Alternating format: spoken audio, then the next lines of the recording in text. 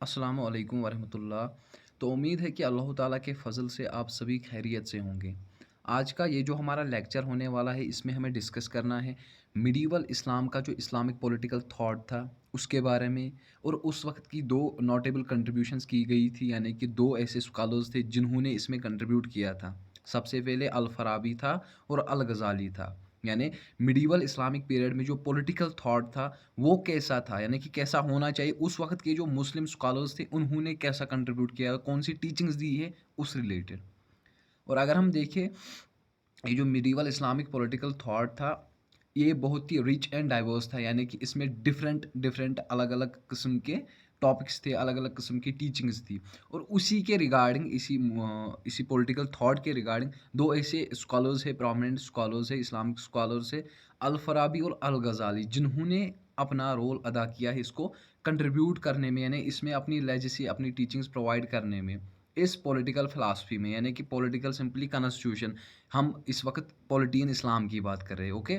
और यहाँ पर हमें कुछ ऐसे पॉइंट्स हैं जिससे हमें पता चलेगा कि इन्होंने कौन-सी टीचिंग्स दी थी उस वक़्त पॉलिटिकल थॉट के रिगार्डिंग। सबसे पहले अगर हम अल-फ़ाराबी की बात करें, इनका अगर हम नाम इनको एक और नाम से भी बुलाया जाता है अल-फ़राबुस, यानी लैटिन में इसको अल-फ़राब्स बोलते बोलते हैं। जो कि सिंपली हम बोलते हैं ये इनको कहा जाता है कि एरिस्टोटल के बाद ये सेकंड टीचर है। यानी कि इनके पास ऐसी इतनी नॉलेज थी, इसीलिए इनको बोला जाता है कि एरिस्टोटल के बाद इनकी सेकंड प्लेस है। यानी कि ये सबसे ज़्यादा जानने वाले हैं आफ्टर एरिस्टोटल, ओके? और इन्होंने बहुत सारे ऐसे एस्पेक्ट्स पॉलिटिकल फ़िलॉसफी पर ऐसे एस्पेक्ट्स राइज़ किए, ऐसे एस्पेक्ट्स उठाए जिनसे हमें ये पता चलता है कि एक आइडियल स्टेट, एक गवर्नमेंट कैसी होनी चाहिए और उस गवर्नमेंट में अगर इस्लामिक गवर्नमेंट आती है, इस्लामिक रूलिंग आती है, तो उसमें लोगों की हैप्पीनेस और लोगों की हैप्पीनेस सिंपली मीन्स कि लोग खुश होने चाहिए, उनको इक्वल राइट्स मिलने चाहिए, ओके? और इसके अलावा वहाँ पर जो किंग्स थे यानी कि जो हम बोलेंगे मोनार्की थी, उसमें कैसे एक आइडियल स्टेट को एडजस्ट कर सकते हैं, एक ऐसे गवर्नमेंट को इस्लामिक गवर्नमेंट को कैसे एडजस्ट कर सकते हैं। द वर्चुअसिटी वर्चुअसिटी सिंपली मीन्स हम बोलेंगे मोनार्की। मोनार्की मतलब जहाँ पर किंग्स रूल करते थे। अल-फ़राबी की जो मोस्ट वर्क थी वो यही थी कौन? द वर्चुअसिटी अल-मदीना अल-फ़दीला। इन्होंने इससे हमें ये बताया कि आइडियल स्टेट का एक फ़िगर हमें दे दिया कि आइडियल स्टेट कैसी होनी चाहिए। इनके हिसाब से अगर कोई किंग रूल करता था तो वो एक फ़िलासफ़र होना चाहिए यानी कि उसको हर एक राइट के बारे में, हर एक मसले के बारे में पता होना चाहिए और वो उसके regarding Islamic point of view के रिगार्डिंग उस मसले का सॉल्यूशन निकाले और उसको हैंडल करे, ओके?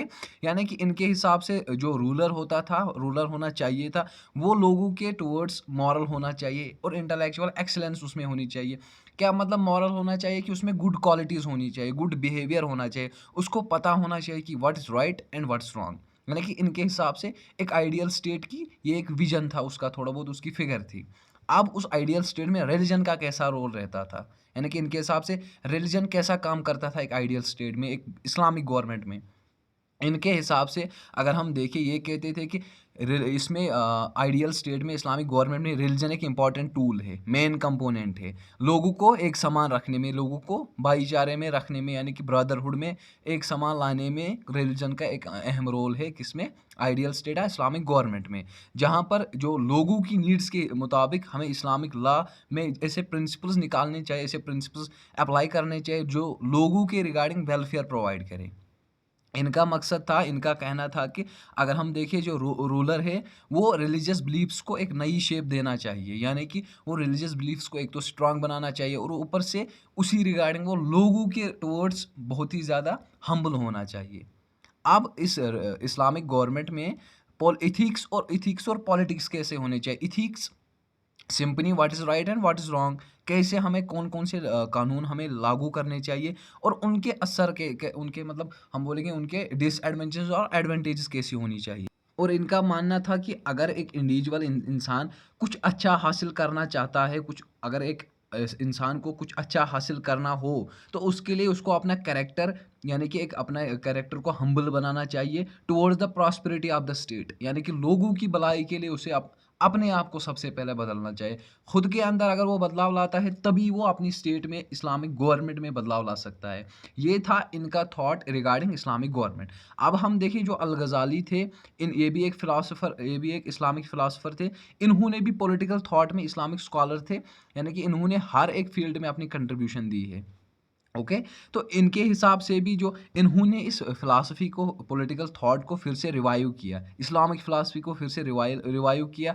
और इसके बाद इन्होंने जो भी फ़िलॉसफ़िकल थॉट प्रोवाइड किए गए थे, बाकी जो फ़िलॉसफ़र्स, स्कॉलर्स के थ्रू, जैसे अल-फ़ाराबी या इब्न सिना, इन्होंने जो फ़िलॉसफ़िकल थॉट दिया था, इन्होंने उनको गौर से पढ़ा, उन पे डीप स्टडी की और उनमें अब अपनी अक्ल, यानी कि रैशनलिस्ट, इन्होंने अपनी अक्ल का इस्तेमाल किया और उन पर गौर किया, उन फ़िलॉसफ़ी पर, उनमें से जो पॉइंट्स मिसिंग थे या कुछ पॉइंट्स ऐड होने चाहिए थे, इन्होंने ऐड किए, या कुछ पॉइंट्स निकाल देने चाहिए थे। तो इनका इसमें अहम रोल अदा रहा है कि इन्होंने उनकी फ़िलॉसफ़ी में क्रिटिक हम बोलेंगे, इन्होंने उनकी फ़िलॉसफ़ी में डिटेल में स्टडी की। उसके बाद उनमें जो ऐड होना चाहिए था, उसमें वो ऐड किया और जो निकालना चाहिए था, वो निकाल दिया। ओके?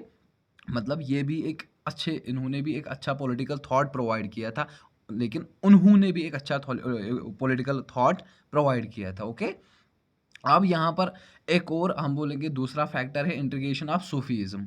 इन्होंने सूफीज़्म के रिगार्डिंग, सूफीज़्म के अकॉर्डिंग इन्होंने बहुत सारे लोगों को इनवाइट किया, बहुत सारे लोगों को जॉइन किया उसमें, सूफीज़्म में। इस व्यू के अकॉर्डिंग अगर हम देखें, इन्होंने सबसे पहले रिलीजियस साइंसेज़ को रिवाइव किया, यानी कि रिलीजियस साइंसेज़ को फिर से रिफॉर्म किया। और इसके अलावा इन्होंने कुछ एलिमेंट्स ऐसे ऐड किए सूफीज़्म में और इस्लामिक स्पिरिचुअलिटी में, यानी कि हमारी इनर पार्टी में कुछ ऐसे एलिमेंट्स ऐड किए, कुछ ऐसे कंपोनेंट्स ऐड किए, जिनकी वजह से इनका थॉट और भी हम बोलेंगे और भी प्रोमिनेंट साबित हुआ, और भी इन्फ्लुएंशियल साबित हुआ। और इसके अलावा इनकी टीचिंग्स में हमें देखने को मिलता था कि उसमें प्योरिफिकेशन ऑफ सोल पे ज़्यादा इंपॉर्टेंस दी गई थी, हमें अपने सोल को प्योर रखना चाहिए और इनर पार्टी पर, और उसके साथ मोहब्बत करनी चाहिए अपने सोल के साथ। ऐसा कोई काम नहीं करना चाहिए जिससे अपने आप को अशेम फील हो, कोई ऐसा गलत काम नहीं करना चाहिए, कोई ऐसा गलत रास्ता नहीं चुनना चाहिए कि जिससे एक जो रूलर होगा, कोई ऐसा फैसला नहीं उसको लेना चाहिए कि एक उसको अपने आप पर शर्म आने लगे। ओके, अब इसके बाद है क्रिटिक ऑफ फिलासफर्स, यानी कि क्रिटिसाइज़ किया कुछ फिलासफर्स को इन्होंने, किसने? अल-गज़ाली ने। इन्होंने बहुत सारे फिलासफर्स को क्रिटिसाइज़ किया on the basis of several reasons, but यहाँ पर इन्होंने अल-फराबी का एक रीज़न था, उनका एक फैक्ट था, उस पर इन्होंने क्रिटिसाइज़ उसको किया कि being too religious in practical life, यानी कि हमें रिलीजियस को लेकर ज़्यादा प्रैक्टिकल नहीं होना चाहिए, यानी कि हर एक काम बारीकी से नहीं करना चाहिए जैसे वो कहते थे। यहाँ पर हम देखेंगे कि इन्होंने कहा खाली हम रीज़न को ही ऐसा मेन कंपोनेंट नहीं मानेंगे कि हम वो रीज़न ही खाली ऐसी चीज़ है जिसको हम on the basis of reason we can make any decision, नहीं, बल्कि इसके साथ-साथ हमें जो कुरान है, हदीस है, उनकी तरफ भी हमें जाना चाहिए, क्योंकि इस्लामिक लॉ उसका मेन फैक्ट कहाँ पर है? मेन कंपोनेंट है कुरान। ओके? यानी कि उनका जो अल-फराबी का जो कहना था कि खाली अक्ल ही है जिससे हम ज़्यादा काम ले सकते हैं, वो इन्होंने क्रिटिसाइज़ किया। यहीं पर इन्होंने बैलेंस किया बिटवीन रीज़न एंड रेवोल्यूशन, यानी कुरान, अक्ल और नकल, कुरान और रेवोल्यूशन, रेवोल्यूशन सिंपली कुरान, अक्ल सिंपली रीज़न। उसके बीच में इन्होंने क्या किया? इन्होंने बैलेंस किया, यानी कि हमें जहाँ पर अक्ल की ज़रूरत हो वहाँ पर अक्ल को लगाना चाहिए, जहाँ पर अक्ल की ज़रूरत ना हो, जहाँ पर हमें कुछ लगे कि ये प्रिंसिपल, ये कुछ ऐसा पॉइंट है, कोई फैक्टर है, कोई लॉ है जो हमारी समझ से बाहर है, तब हमारे पास कुरान है।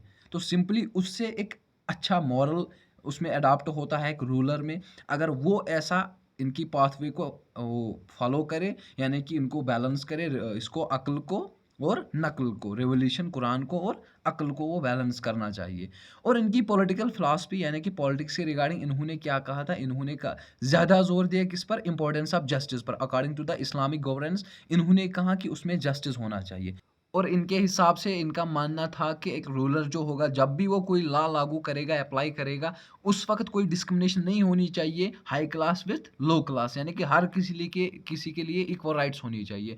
और इनका मानना था एक वेल ऑर्डर्ड सोसाइटी के लिए, इस्लामिक सोसाइटी, इस्लामिक गवर्नमेंट के लिए ये ज़रूरी कंपोनेंट है कि जो रूलर होगा उसको रिलीजन पर बिलीव होना चाहिए, उसको उसकी रिगार्डिंग नॉलेज होनी चाहिए, तभी एक आइडियल स्टेट बनती है। तो अगर हम देखें जो बोथ अल-फराबी और अल-गज़ाली थे, इनकी लेजेसी, इनकी टीचिंग्स का बहुत ज़्यादा इम्पैक्ट पड़ा इस्लामिक पॉलिटिकल थॉट पे इन मिडीवल पीरियड, ओके। और अल-फराबी का जो आइडिया था आइडियल स्टेट का, गवर्नमेंट का, इस्लामिक गवर्नमेंट कैसी होनी चाहिए, उसने इन्फ्लुएंस किया इस्लामिक फिलॉसफर्स को। लाइक अगर हम देखें अल-गज़ाली, उन्होंने जब इंटीग्रेशन किया, यानी कि उन्होंने जो लोगों को स्पिरिचुअलिटी के रिगार्डिंग बताया और इन्होंने कहा कि एथिक्स होने चाहिए पॉलिटिकल फिलॉसफी में, उससे एक यूनिक, हम बोलेंगे यूनिक आइडियोलॉजी हो गई, यूनिक आइडियोलॉजी पैदा हो गई और उसके रिगार्डिंग एक रिलेशनशिप बन गई रिलीजियस और पॉलिटिक्स के दरमियान, ओके। तो जब इन्होंने एक आइडियल स्टेट का एक विजन हमें दे दिया, उसमें उसकी वजह से मुस्लिम वर्ल्ड में एक नया विजन पैदा हुआ और इनकी वर्क्स को, इनकी इस टीचिंग्स को, इनके हर एक पॉइंट्स को, हर एक स्टडी को आज भी मुस्लिम वर्ल्ड के अंदर, इस्लामिक वर्ल्ड के अंदर पढ़ा जाता है। हर एक स्टूडेंट, इस्लामिक स्टूडेंट के थ्रू, हर एक इस्लामिक स्टूडेंट के अकॉर्डिंग और हर एक स्कॉलर के अकॉर्डिंग इनको पढ़ा जाता है, यानी कि जो भी परस्यू करता है अपनी स्टडी थ्रू इस्लामिक स्टडीज़, वो इनकी इन डिबेट्स को, इनकी इन टीचिंग्स को, इन पर वो स्टडी करते हैं, इन पर वो डिबेट्स करते हैं, यानी कि क्वेश्चन आंसर्स होते हैं, ओके। तो यानी कि हमने देखा कि ये जो इस्लामिक पॉलिटिकल थॉट था इन मिडीवल पीरियड, उसमें ये जो 2 नोटेबल प्रोमिनेंट स्कॉलर्स थे, इनका बहुत अच्छा रोल अदा रहा है उसमें, यानी कि इनकी टीचिंग्स की वजह से कुछ ऐसे आइडियल स्टेट के ऐसे विजन्स, कुछ ऐसे फैक्ट्स हमारे सामने आए जिससे हमें पता चला कि मिडीवल पीरियड में आइडियल स्टेट का कंसेप्ट जो इन्होंने दिया था वो कैसा था, दोनों का, ओके। होप कि आप सबको अच्छे से समझ में आया होगा, तो इंशाल्लाह मिल।